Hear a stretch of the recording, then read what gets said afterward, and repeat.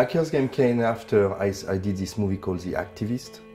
It was a period movie, and I wanted to describe a world in the future more like anticipation, you know, not science fiction, but showing a world who could happen 2 years or 3 years from now.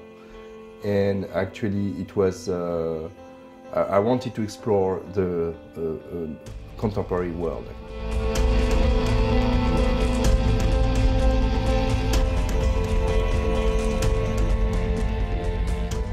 A year after shooting Hackers Game, it's even more relevant now than it was when we shot it. I feel like the world is actually just growing exponentially in this technological way, and Hackers Game fits right in with that. It's a love story about the modern world, and we are living in the modern world. Recently I heard about hacking for Christmas with Xbox and PlayStation. Like, where is it going? There's no limit anymore.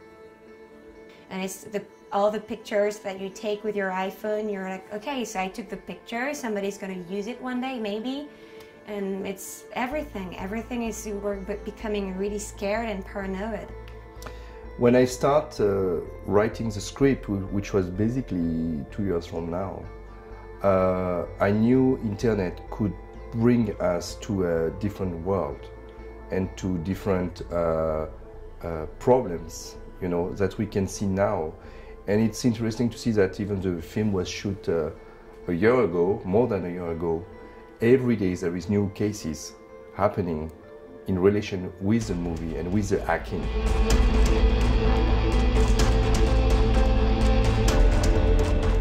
These characters are really special people, and they're not really sociable people, and so they're really even more introverted and with their phones and with their computer.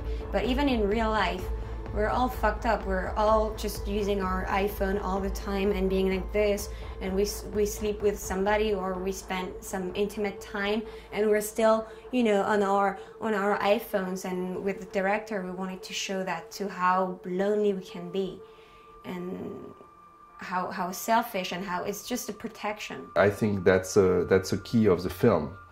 And without a love story, there is no accomplishment in the life, because the love story forces the character to realize who they are and who they are out of all this technology. You know, that if you leave the technology on the side, you discover that you are a real human being with real feelings, and that you can express real feeling with real people, which seems very strange nowadays.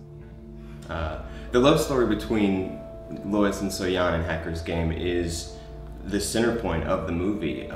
It centers around their love and how they navigate through these hard times, and how Soyan couldn't tell her what he was really feeling, and how that affected their relationship, and still they grew together.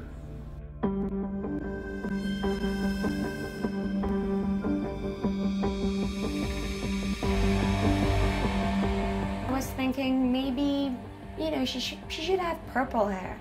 I was thinking of something like that, like manga style, and to bring something more modern and a little bit like more like in the video games. And he said, "Are you sure?" "Yes, I think she should have purple hair." "Purple?" "Yes, I'm gonna do it. And if you don't like it, I go back to brown." Okay, so the physical preparation, she likes to fight by herself in her apartment, and so I had to do some boxing, but I used to train Taekwondo, so it was kind of natural to me.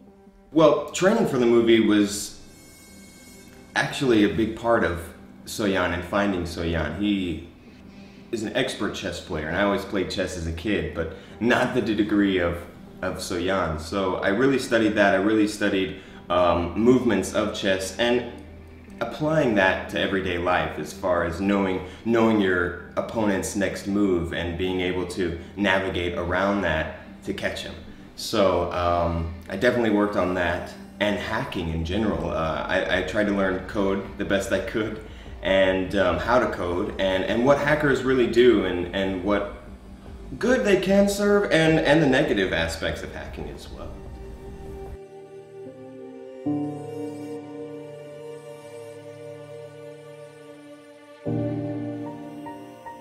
Actually, my personal story is really connected to the character Louise, and because she's looking for a brother, and I lost my own brother, so, and she doesn't want to be dependent on men. She wants to be a warrior, and she wants to make the world a better place.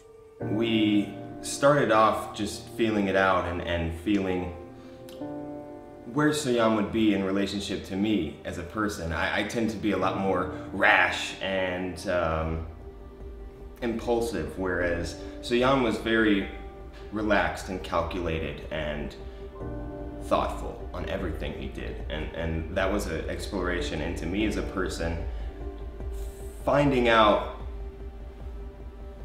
where to go, the next steps ahead.